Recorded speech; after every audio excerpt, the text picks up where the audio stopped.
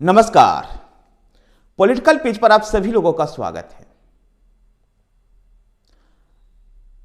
राम मंदिर के बाद अविरल गंगा के लेकर के मैदान में उतरेगी भारतीय जनता पार्टी के नेत्री साध्वी उमा भारती।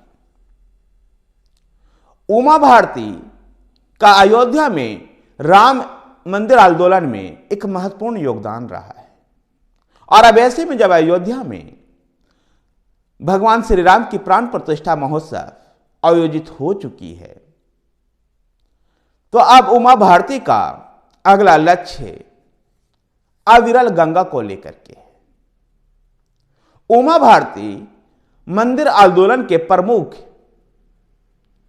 चेहरों में से एक रही है और राम मंदिर आंदोलन ने ही उमा भारती को भारतीय जनता पार्टी के राजनीति में स्थापित किया, जिसके बाद वह मध्य प्रदेश के मुख्यमंत्री भी बनी और केंद्र में मंत्री भी बनी। अटल बिहारी वाजपेयी सरकार में भी और बाद में नरेंद्र मोदी सरकार में भी मंत्री बनी। लेकिन 2019 के लोकसभा चुनाव स्वेच्छा से उन्होंने न लड़ते हुए चुनावी राजनीति से दूरी बना ली। अब इन दिनों वो अविरल गंगा को लेकर के काम करने को लेकर के मैदान में उतरने वाली है। उमा भारती कानपुर और उन्नाव के बीच में गंगा के पुल पर खड़े होकर के उन्होंने इस बात की प्रतिज्ञा ली और उन्होंने कहा, गंगा का जल पीने आचमन योग्य व तर्पण योग्य हो, यही लक्ष्य है। और कानपुर क्षेत्र में जिस प्रकार से गंगा नदी प्रदूषित होती है उसको लेकर के प्रशासनिक स्तर पर भी चिंता व्यक्त की जाती रही है।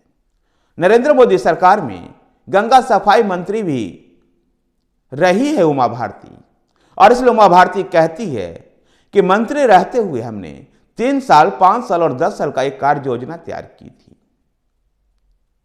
उस कार्य योजना के अनुरूप आने वाले 3-4 सालों में गंगा को अविरल बहना है।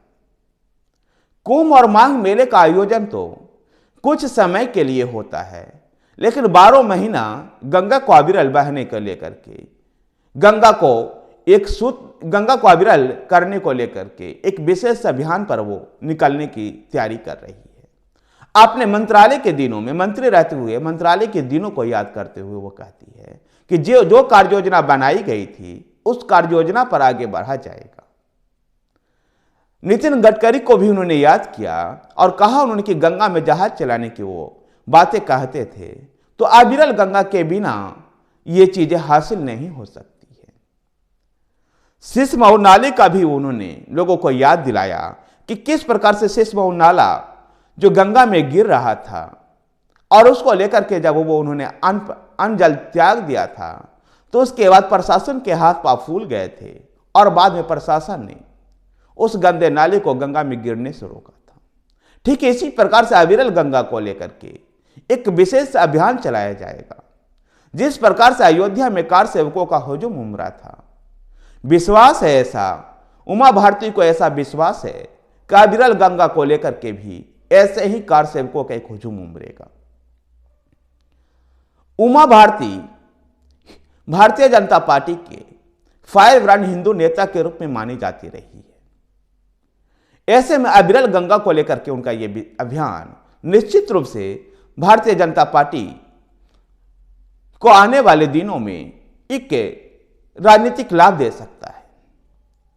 उमा भारती यद्यपि इन दिनों चुनावी रणनीति से उन्होंने अपने यहां दूरी बना ली है, लेकिन जिस प्रकार से अयोध्या में राम मंदिर आंदोलन में उनका योगदान रहा था और अब जब प्राण प्रतिष्ठा का महोत्सव आयोजित हो चुका है, ऐसे में अविरल गंगा को लेकर के उमा भारती जब मैदान में उतरेगी निश्चित